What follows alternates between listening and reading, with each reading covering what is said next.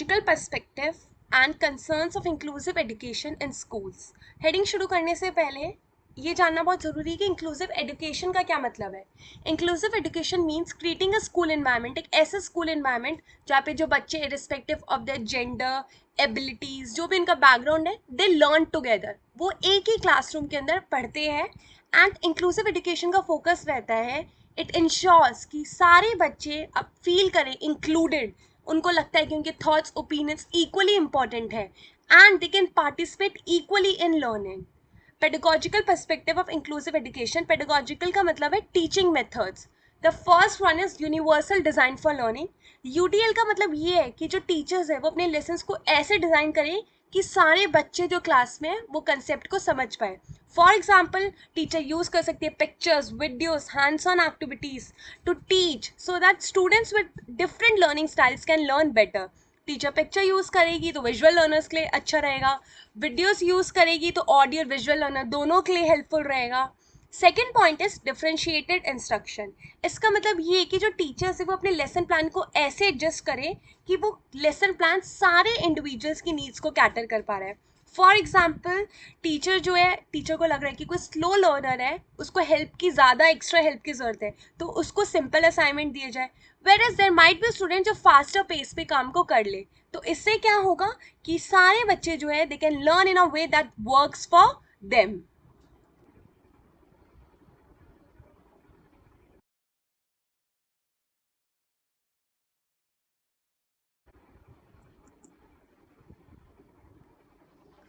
Collaborative learning, तो जो teacher है उन्हें ऐसी डिस्कशंस और क्लास में अपनी एक्टिविटीज़ करवानी चाहिए जहाँ पे जो बच्चे हैं वो ग्रुप में काम करें, क्योंकि जब बच्चे एक साथ काम करेंगे तो उससे क्या होगा कि उनकी फ्रेंडशिप बिल्ड होएगी।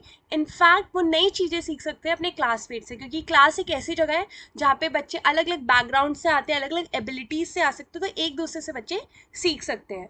Fourth point is individualise educational plan.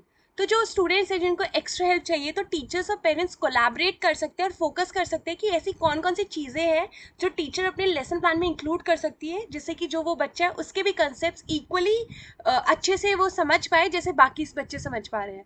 ये जो प्लान है इसका अपना खुद का गोल होता है and a way to support the student. जैसे कि एक टीचर बच्चे को, किसी बच्चे को जिसको एक्स्ट्रा हेल्प चाहिए तो उसे एक्स्ट्रा टाइम दे सकती है। Fifth point is multi sensory teaching approaches.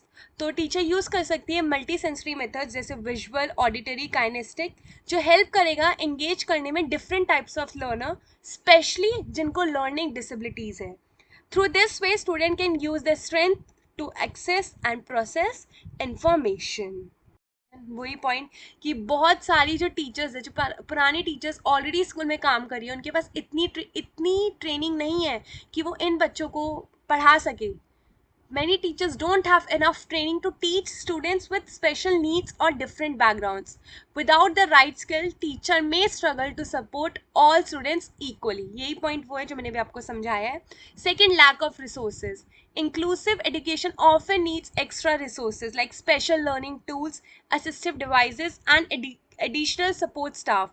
तो स्कूल्स के पास इतने रिसोर्सेज नहीं है कि वो जो स्पेशल नीड्स के बच्चे हैं उनकी नीड्स को कैटर कर पाए। स्कूल्स जो है अभी फाइनेंशियली काफ़ी स्ट्रगल कर रहे हैं उन रिसोर्सेज के लिए।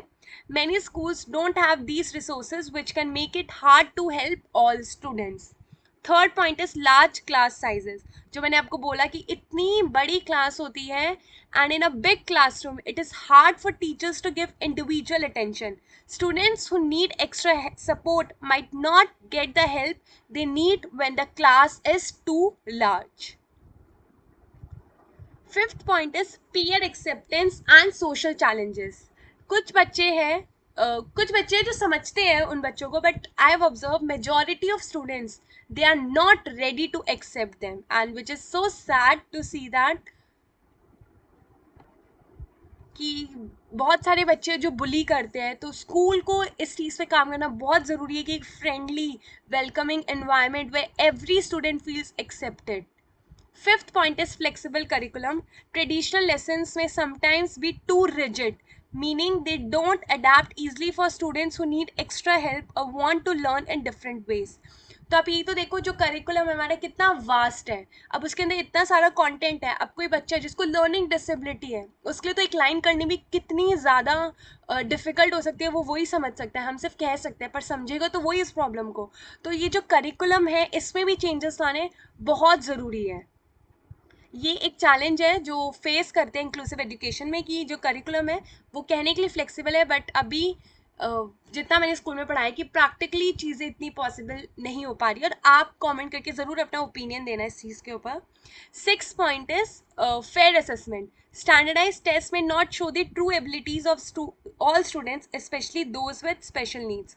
तो ये यही बताएगा कि जो हमारे स्टैंडर्डाइज टेस्ट होते हैं, उसके बेसिस पे हम थोड़ी ना किसी बच्चे को जज कर सकते हैं। क्या पता उसको अगर लर्निंग डिसेबिलिटी है, वो पढ़ाई में अच्छा नहीं कर पा रहा, पर क्या पता वो बच्चा ड्राइंग में अच्छा हो। Inclusive education is all about making sure every student feels valued and supported in the learning. With the right methods and support, school can make sure all students grow and succeed together. So that's it for this video. If you guys like my video, do subscribe to my YouTube channel, share, comment, and comment तो इस video पे ज़रूर ज़रूर करना, मेरे को बताना video कैसी लगी. That's it. Keep supporting. Take care. Bye bye everyone.